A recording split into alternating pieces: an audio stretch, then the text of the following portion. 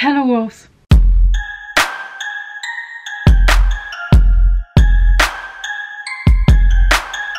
I wanted to give you my opinions, my thoughts about that book. So Sadie, written by Courtney Summers. I got that book in my Unplugged book box. I'll put the link over there. Yeah, I wanted to share with you my thoughts about it because I found it pretty powerful. This is the only book I've read written by Courtney Summers, but I'm really intrigued to see if her other books are written the same way, and especially because I'm not like a thriller mystery kind of person, and I really enjoyed that book. So I really wanted to share that with you because usually I don't talk about thrillers because most of the time they're like, okay, like, yeah. So this is a YA mystery. I called it a few times a thriller, but actually this is more like mystery kind of book. This is standalone, which is always nice to have, and this is also a contemporary. So as you know, I'm not a contemporary person, I'm not a mystery thriller person, so yeah, I ended up giving it a 5 stars just because it was brilliant. So it's not like the easiest, happiest book, but it's really something we should all be aware of. I'm gonna explain you why, but I really enjoyed that. So the book is about Sadie. Sadie is a 19-year-old girl who kind of ran away because she wanted to find her sister's killer. So you have Sadie's point of view the entire time, the entire book, and then you have everyone else's point of view through a podcast. There is a guy who is creating a podcast about the missing girls, and for that he's actually asking everyone to talk about Sadie or everything around her or anything that could help him find Sadie. So I've read the book, but a lot of people told me that the audiobook was actually amazing with a full cast of characters. I'm already thinking about rereading it, but this time I'm gonna listen to the audiobook just to experience that aspect of the book. But it was done such in a brilliant way. Like, usually I'm not a fan of multi point of views. I love like when you have thousands of different point of views in very chunky books, but this is a short book. How many pages? It has 308 pages, so this is not a chunky book. So when I knew it was about multiple point of views, I was like, I don't know. And plus a mystery and plus contemporary, I don't know. But just the synopsis made me want to read it ASAP. So as I said, a lot of people seem to adore the audiobook of that book, so maybe you should give it a try first before reading the book. I don't know. As much as I enjoyed the book, it wasn't like an easy book to read. Like, it was a heavy book with heavy subjects. We're gonna talk about rape, sexual assault, pedophilia, parent neglect, etc, etc. So it's really not like a very easy book at all. So I was like kind of hesitant at the beginning, but actually it's done in such a brilliant way that you can enjoy it. Not enjoying what's happening, but enjoying the whole process of reading that book. If you want only one sentence to summarize the book, I would say, I can't take another dead girl. Yeah.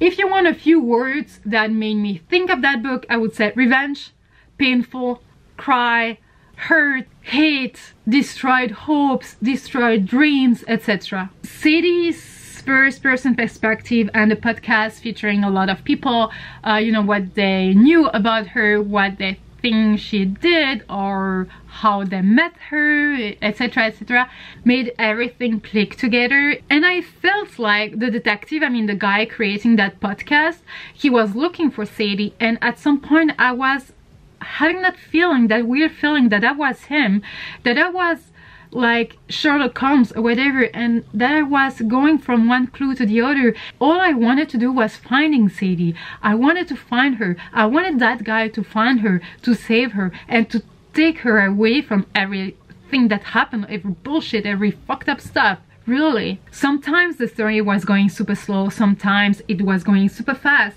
But nothing stopped me from flipping the page. Like, I had to turn page after page. I was hooked from the beginning. I really wanted to know what was about to happen, etc. Where was Sadie? Where was the guy? Will they meet? When they will meet, etc. I really had to know everything. Sadie is going through a lot during her journey. She's gonna do crazy things. I really felt bad and scared for her.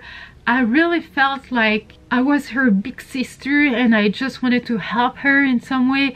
But she was a kick-ass protagonist. Like, I mean, she was awesome. She was scared, but she seemed fearless.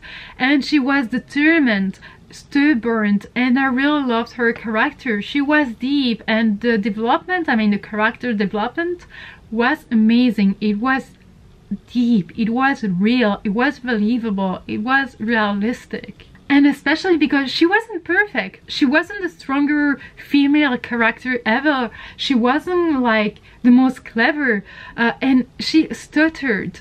Like, yeah, and that didn't stop her. I honestly loved and hated at the same time how realistic and believable the story was. You want a book to be realistic, you want a book to be believable, so you can feel like any kind of connection or whatever with the book. But at the same time, knowing that it was believable made me realize that what was happening in that book was actually something that was happening in real life.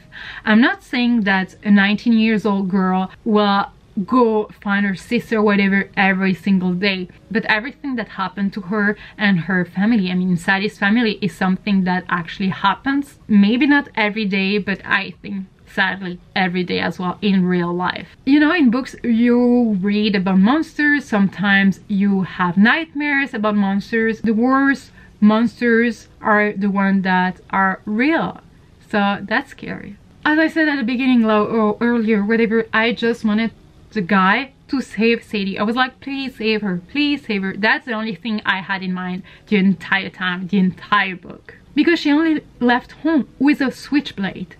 She went on that journey with a switchblade. Can you imagine how stubborn she was? And Sadie is like acting as a superhero, as a detective. She knows what she wants. She doesn't know how she's gonna get to that, but she will. I don't know if the writing style was actually mesmerizing or if that's the combination of Sadie's point of view and the podcast that made it mesmerize or whatever, because I ate every single word. I was hooked. At some point everything seemed like raw or heartbreaking, etc., but I really enjoyed it, which is awful to say. I think that I enjoyed a sad book, but I really did. Yeah, I'm a weirdo.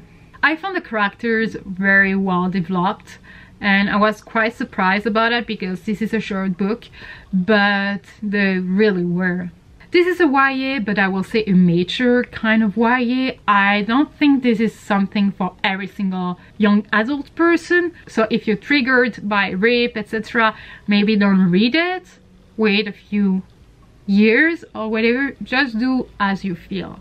I also love the fact that everyone seemed to remember Sadie. So the guy who's gonna interview people about Sadie, you know, through the podcast, they all remember that she stuttered, that she was determined, that she was stubborn, that she was like weird looking, whatever, like she was sick or maybe too tired or anything, but everyone seemed to remember that she looked strong.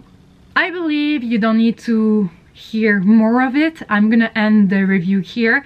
That's a book you cannot just take, open, and or listen to it and allow yourself to be surprised by it. This is not an easy book, especially because I really enjoyed the book, but at the end when I read, you know, Unplugged Book Box always give you a letter to read after you finish the book, and when I read that letter I really realized that I enjoyed a horrible book.